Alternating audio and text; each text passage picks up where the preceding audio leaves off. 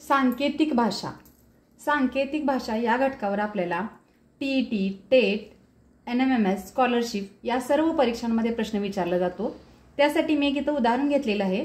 त्यामध्ये अक्षरासाठी चिन्ह हा घटक वापरलेला आहे. आता इथं बघा आपल्याला 3 शब्द दिले आहेत, त्यासाठी वेगळी चिन्ह दिलेली आहे. आता आपण यामध्ये आधी काय करायचं की जे अक्षर समान आहे ते शोधायचं. मग ह्यामध्ये तिन्हीमध्ये यन यन यन हे समान आहे. मग त्यासाठी चिन्ह पण समान शोधायचं. मग यामध्ये आता इथं तर स्टार नाहीये, त्रिकोण चिन्ह समान आहे, म्हणजे त्रिकोण त्रिकोण त्रिकोण. म्हणून यन साठी काय आलं अक्षर तर त्रिकोण आलं, चिन्ह आलं त्रिकोण. आता यू साठी बघा, यू यू ह्या 2 शब्दांमध्ये आहे.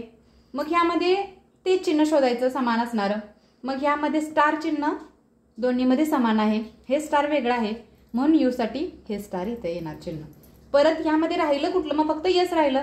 यस ही चौकोनासाठी येणार इथं, आणि ई साठी गोल येणार. आता ई मध्ये बघा इथं ई आहे, इथं ई आहे, म्हणून यामध्ये 2 चिन्ह समान आहेत. म्हणजे इथं वर्तुळ आहे, इथं वर्तुळ आहे, म्हणून ई साठी आलं वर्तुळ. आणि आता यामध्ये राहिलं काय, मग हे पी राहिलं, पी साठी आलं हे स्टार. मग आता आपण पुणेसाठी शब्द तयार करूया. पी साठी आहे स्टार, यू साठी आहे हा स्टार, एन साठी आहे त्रिकोण, आणि ई साठी आहे वर्तुळ. म्हणजे आपलं उत्तर येणार आहे हे.